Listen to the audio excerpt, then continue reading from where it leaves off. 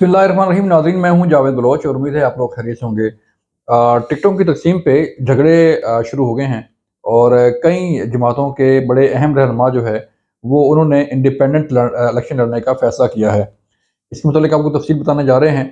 और फिर तहरीक इंसाफ का बल्ला भी ख़तरे में है। इलेक्शन कमीशन ने सुप्रीम कोर्ट में अपील दायर कर दी है और लग ये रहा है कि उनकी अपील मंजूर कर ली जाएगी और तहरीक इंसाफ से बल्ला एक दफ़ा फिर लेने का फ़ैसला सामने आ सकता है।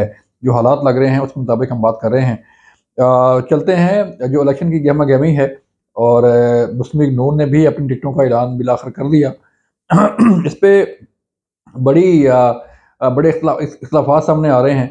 और लाहौर के हलकों से लेके फैसलाबाद, सियालकोट, नारोवाल, गुजरांवाला और दीगर हलकों में जो है इवन इस्लामाबाद में भी जिनको टिकट दिया गया है उस पे इतराज़ात किए जा रहे हैं। और जो नून लीग की क़यादत है उससे गिले शिकवे भी किए जा रहे हैं। टिकटों की तक़सीम पर जो है वो मुस्लिम लीग नून में भी मुस्लिम लीग नून भी फूट का शिकार है। इसी तरह पीपल्स पार्टी के अंदर भी काफ़ी सारी चीज़ें ऐसी आ रही हैं कि उन्हें टिकटों के हवाले से इत्मीनान में नहीं लिया गया। कई ऐसे लोग भी सामने आ रहे हैं। फिर तहरीक इंसाफ की जो टिकटें हैं उनका भी ऐलान किया जा रहा है। लेकिन जो हालात लग रहे हैं उससे यही लग रहा है कि तहरीक इंसाफ के जो कैंडिडेट हैं वो इंडिपेंडेंट ही इलेक्शन लड़ेंगे। ऑल्दो टिकटों की तक़सीम पर गौहर अली खान ग्रुप, शेर अफजल मरवत ग्रुप और बाकी जो छोटे-छोटे ग्रुप्स हैं वो आमने सामने हैं। और इस तरह कई ऐसे लोग हैं जो टिकटों की तक़सीम के हवाले से आपस में उनकी चपलश आपस में उनके इल्ज़ामात का सिलसिला जो है वो जारी है। और ये भी कहा जा रहा है कि 4-4 करोड़ की टिकटें जो है वो तहरीक इंसाफ के रहनुमा फ़रोख्त कर रहे हैं। ये इल्ज़ाम किसी और नहीं बल्कि तहरीक इंसाफ के अंदर से ही लगाया जा रहा है कि एमएनए की टिकट के पर जो है वो 4-4 करोड़ रुपए जो है लेके तो टिकट तक़सीम की जा रही है। अब मामला क्या है? मामला ये है कि इन टिकटों की तक़सीम के झगड़े जो है वो शायद आहिस्ता-आहिस्ता ख़त्म हो जाएँ। लेकिन कई ऐसे बड़े-बड़े जो बुर्ज हैं उन्हें भी टिकट नहीं दिया गया। और स्पेशली मुस्लिम लीग नून जो कि एक विनिंग पार्टी के तौर पे सामने आई है और उसके बारे में कहा जा रहा है कि मुस्लिम लीग नून जो है वो मैदान मैदान मार लेगी और अपना वज़ीर-ए-आज़म बनाने में कामयाब हो जाएगी। वज़ीर-ए-आज़म उनके कैंडिडेट उनके मियाँ नवाज़ शरीफ ही हैं। और नवाज़ शरीफ को जो है वो मुल्क का चौथी दफ़ा वज़ीर-ए-आज़म बनाने के लिए कोशिशें की जा रही हैं और मुस्लिम लीग नून पूरी तरह तैयार भी है।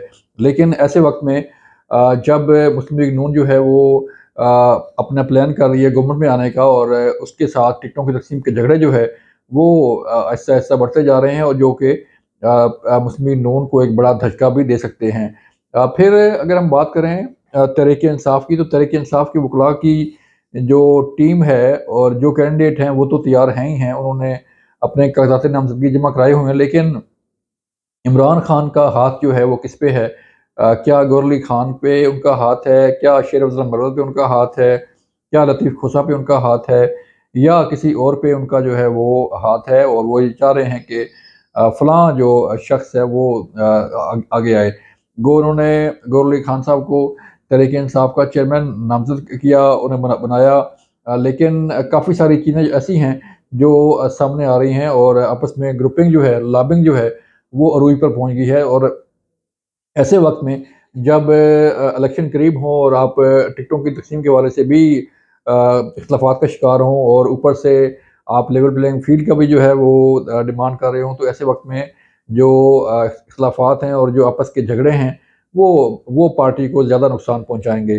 चूँकि तहरीक इंसाफ के बल्ला के ख़िलाफ़ जो है इलेक्शन कमीशन ने रिट जो है अपील दायर कर दी है सुप्रीम कोर्ट में, क्योंकि पेशावर हाई कोर्ट के 2 रुकनी बेंच ने बल्ले को बहाल किया था और इलेक्शन कमीशन के फैसले को कलअदम करार देते हुए बल्ला तहरीक इंसाफ को वापस किया था। लेकिन तहरीक इंसाफ के वकला ने दोबारा से एक रिट दायर की है और कंटेम्प्ट ऑफ कोर्ट की जो है वो ये दरख्वास्त है इलेक्शन कमीशन के ख़िलाफ़ कि उन्होंने तहरीक इंसाफ का जो नोटिफिकेशन है वो वेबसाइट पे जारी नहीं किया। लेकिन दूसरी तरफ इलेक्शन कमीशन जो है वो सुप्रीम कोर्ट ऑफ पाकिस्तान में जा चुका है اور اپیل کی ہے کہ جو پشاور ہائی کورٹ کے 2 رکنی بینچ کا فیصلہ ہے، جس میں پشاور ہائی کورٹ نے الیکشن کمیشن کا فیصلہ کالعدم قرار دیتے ہوئے بلے کو بحال کیا تھا، وہ کالعدم قرار دیا جائے۔ دیکھنا یہ ہے کہ سپریم کورٹ اس پر کیا ایکشن لیتی ہے، کیا فیصلہ کرتی ہے، لیکن جو حالات و واقعات ہم نے پہلے دیکھے، جیسے لاہور ہائی کورٹ کا فیصلہ ڈی آر او کی ٹریننگ روکنے سے حوالے سے، وہ سپریم کورٹ نے اڑا دیا۔ اسی طرح جب انٹرم آرڈر آیا بلے کو بحال کرنے کا پشاور ہائی کورٹ کا، تو اس وقت بھی سپریم کورٹ میں آبزرویشن جو ہے وہ کافی دی گئی، اور ریمارکس ایسے سامنے آئے کہ جس سے ناراضگی کا اظہار کیا گیا اور کہا گیا کہ جو ہے وہ الیکشن کے رستے میں کوئی ایسی رکاوٹیں جو ہے وہ اڑے آ رہی ہیں۔ تو اب معاملہ یہ ہے کہ سارا جو دھیان ہے، جو فوکس ہے، وہ سب کا سپریم کورٹ کی طرف ہے۔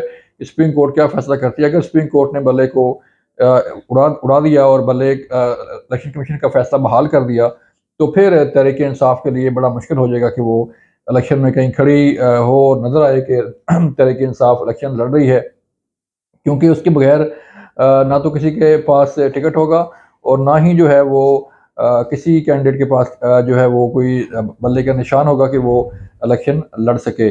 چونکہ معاملہ کافی گمبھیر ہے۔ پھر دوسری طرف عمران خان جو ہے وہ اڈیالہ جیل سے بیٹھ کے مختلف ہدایات دے رہے ہیں، کبھی گور علی خان کو ہدایات آتی ہیں، کبھی جو ہے وہ شیرت المرد کو جو ہے وہ آتی ہیں ہدایات۔ تو اس چکر میں جو ہے وہ چیزیں کافی گمبھیر ہو رہی ہیں، اور پھر ساتھ ساتھ ثانیہ 9 مئی کے مقدمات بھی اپنے حتمی مرحلے میں داخل ہو چکے ہیں۔ دیکھنا یہ ہے کہ ملٹری کورٹس، چونکہ ملٹری کورٹس میں جو کیس چل رہے تھے انہیں روک دیا ہے، تو اب ان کیسز کو سویرین کورٹ میں جو ہے وہ ٹرانسفر کیا جائے گا، لیکن اس سے لارجر بینچ، سپریم کورٹ کا لارجر بینچ بھی اس پر سماعت کر سکتا ہے، اور یہ شاید وزارت دفاع کی طرف سے اپیل بھی دائر کی جائے اس فیصلے کے خلاف۔ تاہم معاملات کافی گمبھیر ہیں، لیکن جو حالات آگے بڑھ رہے ہیں، الیکشن قریب آ رہے ہیں، تو حالات جو ہے وہ کافی تیزی کے ساتھ جو ہے وہ تبدیل ہو رہے ہیں، اور ان میں کافی چینجنگ آ رہی ہے۔